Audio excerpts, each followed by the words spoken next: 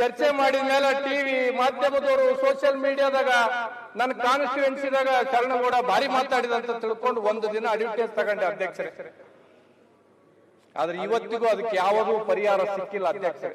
ಹಾಗಾಗಿ ನಿಮ್ಗ ಧನ್ಯವಾದಗಳೆಲ್ಲ ಹೇಳಲ್ಲ ಅಧ್ಯಕ್ಷರೇ.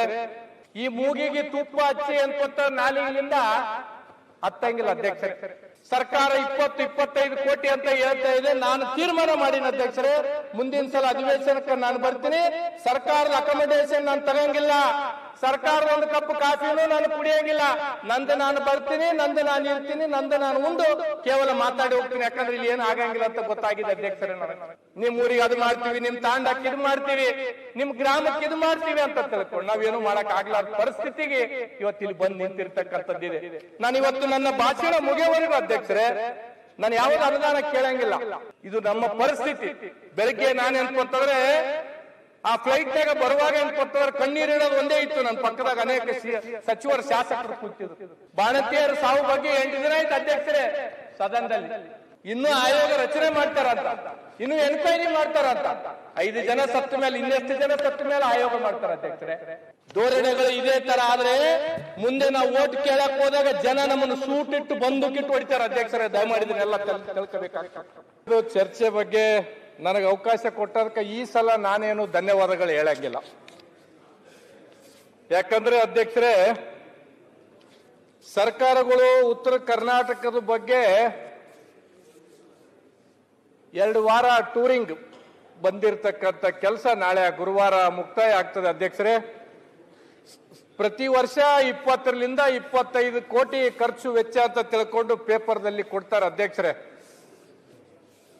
ಕಳೆದ ಸಲ ಮೊದಲನೇ ಬಾರಿಗೆ ಶಾಸಕನಾಗಿ ಆಯ್ಕೆ ಆಗಿ ಬಂದಾಗ ತಾವು ಅವಕಾಶ ಮಾಡಿಕೊಟ್ರಿ ಅಧ್ಯಕ್ಷರೇ.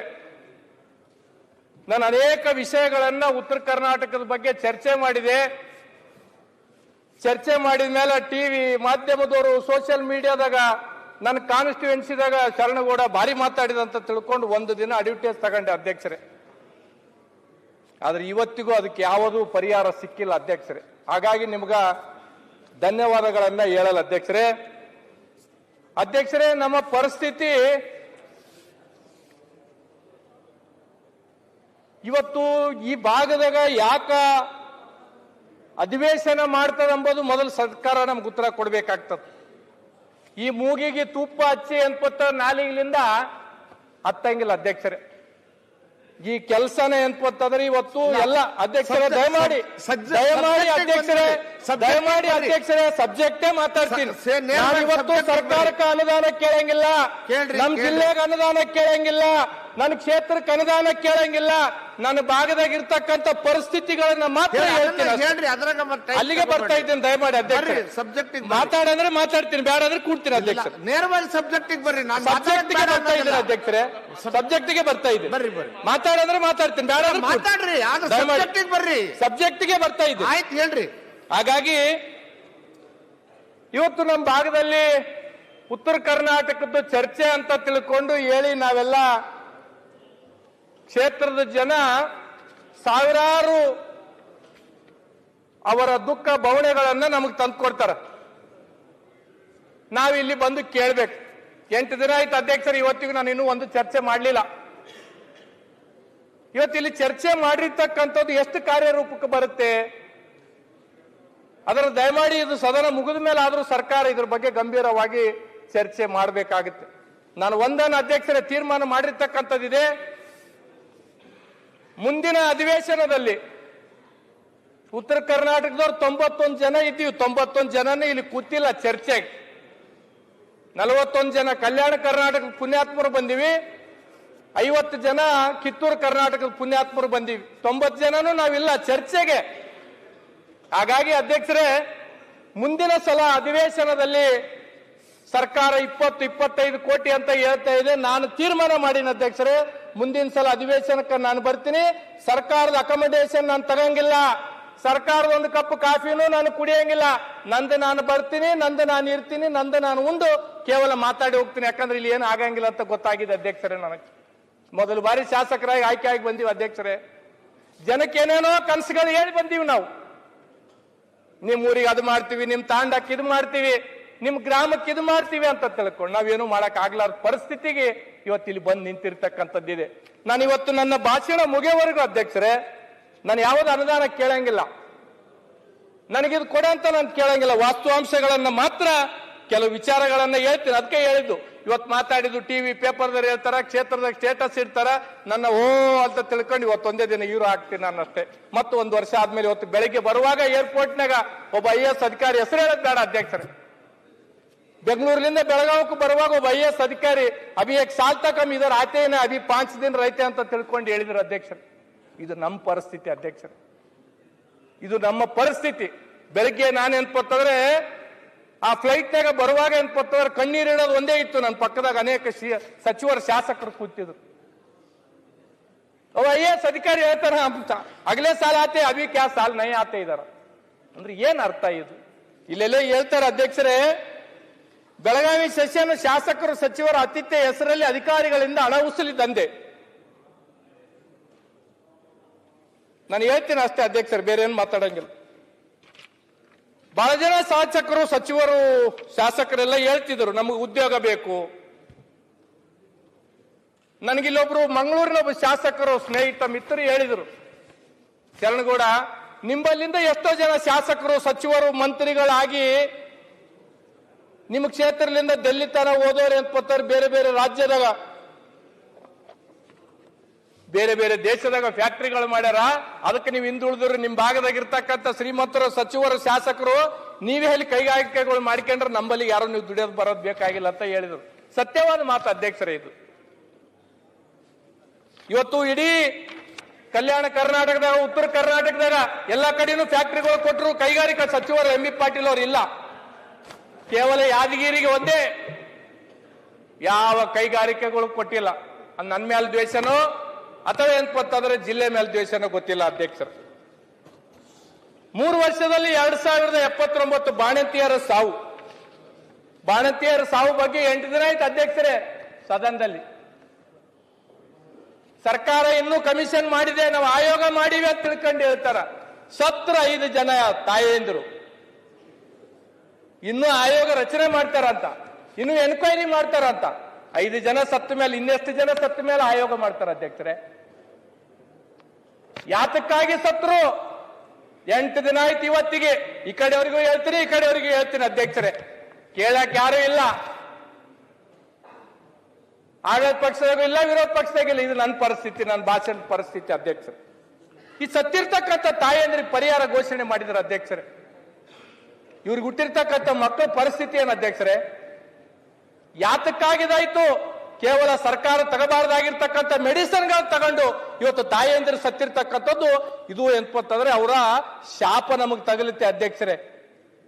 ನಾವು ಇದೇ ತರ ಏನಾದ್ರೂ ಮುಂದಿನ ಪೀಳಿಗೆಗೆ ಇದೇ ತರದ್ದು ನಾವೇನ್ಪತ್ತಂದ್ರೆ ಉತ್ತರ ಕರ್ನಾಟಕದ ಬಗ್ಗೆ ಸರ್ಕಾರಗಳು ಈ ತರದ್ದು ಎಲ್ಲ ಸರ್ಕಾರಗಳ ಅಧ್ಯಕ್ಷರೇ ಧೋರಣೆಗಳು ಇದೇ ತರ ಆದ್ರೆ ಮುಂದೆ ನಾವು ಓಟ್ ಕೇಳಕ್ ಹೋದಾಗ ಜನ ನಮ್ಮನ್ನು ಸೂಟಿಟ್ಟು ಬಂದೂಕಿಟ್ಟು ಹೊಡಿತಾರೆ ಅಧ್ಯಕ್ಷರೇ. ದಯಮಾಡಿದನ್ನೆಲ್ಲ ತಿಳ್ಕೋಬೇಕಾಗ್ತದೆ. ನಾವು ಕೇವಲ ಬರೀ ಚುನಾವಣೆಗಳು ಬಂದಾಗ ಭಾಷಣ ಮಾಡ್ಕೊಂಡು ನಾವೇನೋ ಮಾಡ್ತೀವಂತ ತಿಳ್ಕೊಂಡು ಹೇಳಿ ಕಳಿಸಿದ್ರೆ ಜನ ಒಪ್ಪಲ್ಲ ಅಧ್ಯಕ್ಷರೇ. ಇವತ್ತು ಸರ್ಕಾರ ಈ ಕಡೆ ಬಂದವರು ಇವ್ರ ಮೇಲೆ ದೋಷಣೆ ಮಾಡ್ತಾರ, ಈ ಕಡೆ ಕುಂತವ್ರು ಇವ್ರ ಮೇಲೆ ದೋಷಣೆ ಮಾಡ್ತಾರ.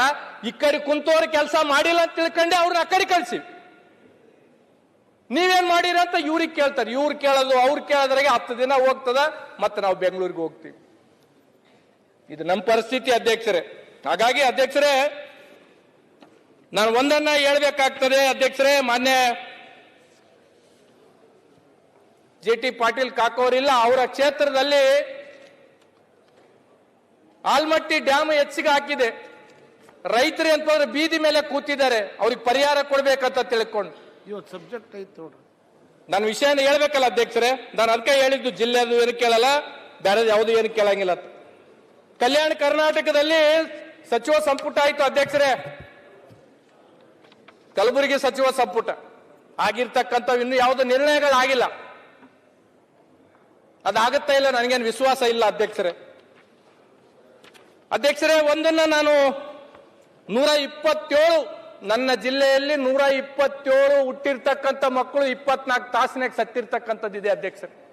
ಯಾದಗಿರಿ ಜಿಲ್ಲೆಯಲ್ಲಿ 127 ಕಂದಮ್ಮಗಳು ಸತ್ತಿದೆ. ಆ ಎಲ್ಲ ಸತ್ತಿರ್ತಕ್ಕಂಥವ್ರು ಎಲ್ಲರೂ ಬಡವ್ರ ಮಕ್ಕಳೇ.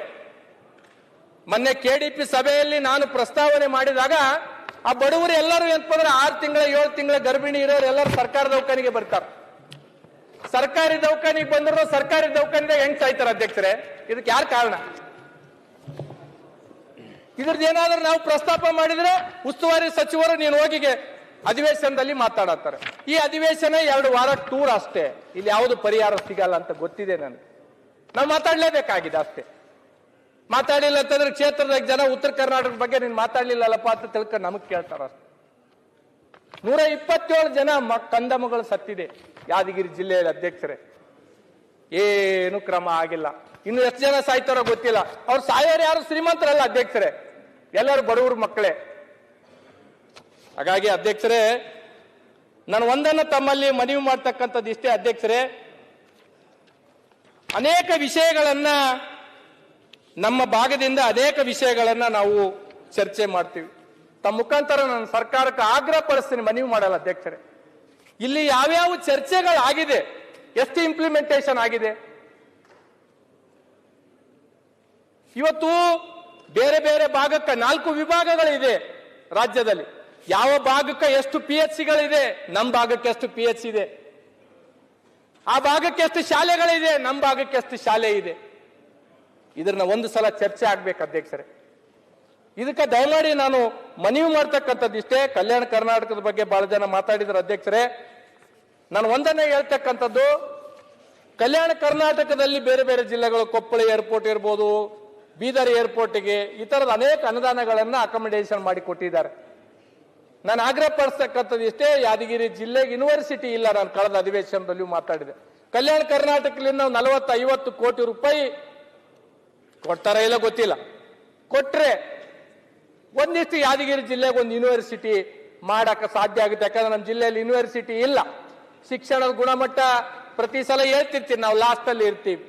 ಆರೋಗ್ಯ ಗುಣಮಟ್ಟದಲ್ಲಿ ಲಾಸ್ಟ್ ಅಲ್ಲಿ ಇರ್ತೀವಿ. ಆ ಕಾರಣಕ್ಕ ನಾನು ಹೇಳಿರ್ತಕ್ಕಂಥದ್ದು ಅಧ್ಯಕ್ಷರೇ.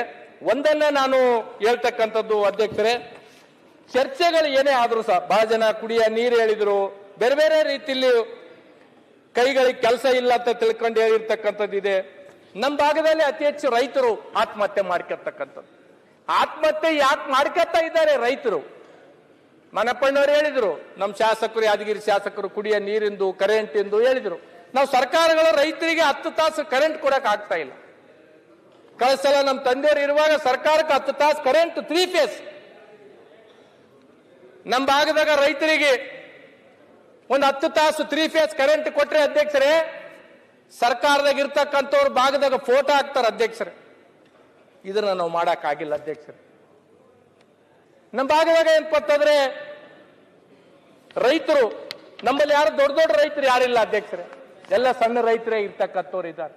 1 ಎಕರೆ 2 ಎಕರೆ ಬೋರ್ವೆಲ್ಗಳ ಮೇಲೆ ಅವರ ಜೀವನವನ್ನ ಅವಲಂಬಿತ ಇರ್ತಕ್ಕಂಥ ರೈತರು ಇದ್ದಾರೆ. ಅವರಿಗಾಗಿ ಸರ್ಕಾರ ಒಂದು 10 ತಾಸು ನೀವೇನೋ ಗ್ಯಾರಂಟಿಗಳು ಕೊಡ್ತೀರಿ, ಕೊಡ್ರಿ, ನಂದೇನು ಅಭ್ಯಂತರ ಇಲ್ಲ. ಅದು ಎಷ್ಟು ಜನಕ್ಕೆ ಮುಟ್ಟಿದ ಗೊತ್ತಿಲ್ಲ. ಆದ್ರೆ ಎಲ್ಲರಿಗೂ ನಾನು ಹೇಳ್ತಕ್ಕಂಥದ್ದು, ನಮ್ಮ ಭಾಗದ ಉತ್ತರ ಕರ್ನಾಟಕದಾಗಿರ್ಬೋದು, ಕಲ್ಯಾಣ ಕರ್ನಾಟಕದ ಭಾಗದಾಗ ಅತಿ ಬಡವ ಕುಟುಂಬಗಳು ಇರ್ತಕ್ಕಂಥದ್ದು. ಒಂದು 10 ತಾಸು ಕರೆಂಟ್ ಏನಾದ್ರೂ ಕೊಟ್ಟರೆ ಖಂಡಿತವಾಗಿಯೂ ಸರ್ಕಾರಕ್ಕ ಆ ಜನ ಏನ್ಪಡ್ತಾರೆ ಯಾವತ್ತು ನೆನ್ಪಿಡ್ತಕ್ಕಂಥ ಕೆಲಸ ಆಗ್ತದೆ ಅನ್ನೋದು ನಂದೊಂದು ಮನವಿದೆ ಅಧ್ಯಕ್ಷರೇ. ನಾನು ಅಧ್ಯಕ್ಷರಲ್ಲಿ ದಯಮಾಡಿ ಮನವಿ ಮಾಡ್ತಕ್ಕಂಥದ್ದು ಇಷ್ಟೇ. ಇವತ್ತು ಯಾವುದು ನಾನು ಕೇಳಲ್ಲ ಅಧ್ಯಕ್ಷರೇ. ನಾನು ಒಂದನ ಇನ್ಸಿಡೆಂಟ್ ಅನ್ನ ಒಂದು ನೆನಪು ಮಾಡ್ಕೋಬೇಕಾಗುತ್ತೆ. ಕಲಬುರಗಿ ಜಿಲ್ಲೆಯಲ್ಲಿ ಯಡ್ರಾಮಿ ಅಂತ ತಿಳ್ಕೊಂಡು ಒಂದು ಯುವತಿ, ಲಂಬಾಣಿ ಜಾತಿಯ ಒಂದು ಯುವತಿಗೆ ರೇಪ್ ಆಗಿದೆ ಅಧ್ಯಕ್ಷರೇ. ನಾನು ಅದಕ್ಕೆ ಬಹಳ ತೀವ್ರ ಸಂತಾಪವನ್ನು ಸೂಚಿಸ್ತೀನಿ. ಇಂಥ ಘಟನೆಗಳು ರಾಜ್ಯದಲ್ಲಿ ಆಗ್ಬಾರ್ದು. ಯಾರು ಮಾಡಿರ್ತಾರ ಅಂತವ್ರಿಗೆ ಗುಂಡಿಟ್ಟು ಹೊಡಿಬೇಕು ಅಧ್ಯಕ್ಷರೇ. ಯಾಕಂತಂದ್ರೆ ಮುಂದೆ ಇಂಥ ಘಟನೆಗಳು ಆಗ್ಬಾರ್ದಂದ್ರೆ ಈ ತರದ ನಿರ್ಧಾರಗಳು ಆಗ್ಬೇಕಾಗುತ್ತೆ. ದಯಮಾಡಿ ನಾನು ಯಾವ ತರದ್ದು ಮನವಿಗಳನ್ನ ಮಾಡಲ್ಲ. ನಾನು ಈ ಒಂದು ಭಾಷಣ ಕೇವಲ ಆಗ್ರಹಕ್ಕೆ ಮಾಡ್ತೀನಿ. ಯಾವ ಅನುದಾನ ಮತ್ತೊಂದು ಮಗದೊಂದು ಕೊಡಲ್ಲ ಅಧ್ಯಕ್ಷರೇ. ಕಲಬುರಗಿ ಜಿಲ್ಲೆಯಲ್ಲಿ ಅಧ್ಯಕ್ಷರೇ ಗುಂಡಿಟ್ಟು ಹೊಡಿತೇನೆ, ಗುಂಡಿಟ್ಟು ಹೊಡಿತೇವೆ ಆಯ್ತು ಬಿಡೋಣ, ಆಮೇಲೆ ಮಾತಾಡಿ ಅಣ್ಣ. ನೀವು ಏನೋ ಯುವಕರು ಒಂದ್ಸಲ ಮೊದಲನೇ ಸಲ ಮಾತಾಡ್ತಾ ಇದ್ದಾರೆ. ಆ ಕಡತದಿಂದ ತೆಗೀರಿ. ನಾವು ಮಾತಾಡಿದೆಲ್ಲ ತೆಗಿಸಿ ಮಾತಾಡಬಾರ್ದು. ಅಧಿವೇಶನ ಯುವತಿ ಮೇಲೆ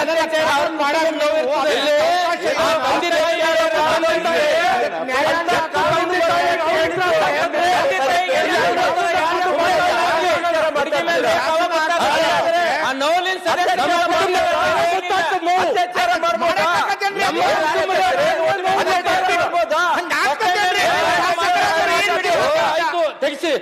ಅದು ಶಾಸಕರು ಮಾತಾಡೋದ ಅಂತ ನಮ್ಮ ಕುಟುಂಬವಾಗಿದೆ. ಅದು ಕ್ರಮ ಮಾಡಿದೆ. ಅದೇ ಶಾಸಕರು ನಮ್ಮ ಕುಟುಂಬವಾಗಿದೆ. ನಿಷೇಧ ಕುರಿತು ಯಾರನ್ನೇನು ಬಿಟ್ಟಿಲ್ಲ, ಕಾನೂನು ಕ್ರಮ ತೆಗೆದುಕೊಂಡಿದ್ದಾರೆ, ಮಾಡಿದರೆ ಜೈಲಿಗೆ ಹಾಕಿದ್ದಾರೆ. ಅದು ಕ್ರಮ ಆಗಿದೆ. ಅದು ನೀವು ಹೇಳ್ತಾ ಇದ್ದೀರಿ.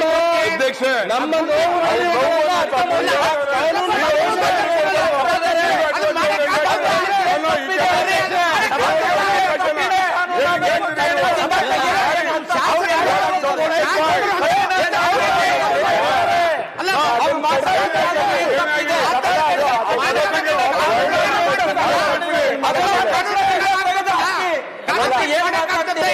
ಕಾನೂನು ಒಪ್ಕೊಂಡಿದೀವಿ ನಾವು.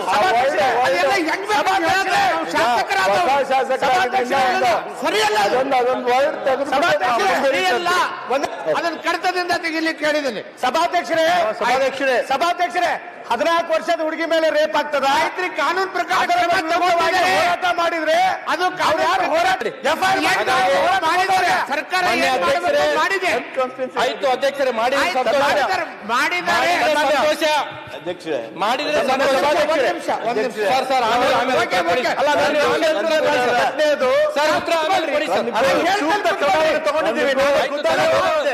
ಧನ್ಯವಾದ ಶಾಸಕರೇ. ಸರ್ ನಾನು ಸರ್ಕಾರ ಕ್ರಮ ತಗೊಂಡಿಲ್ಲ ಅಂತ ಹೇಳಿಲ್ಲ.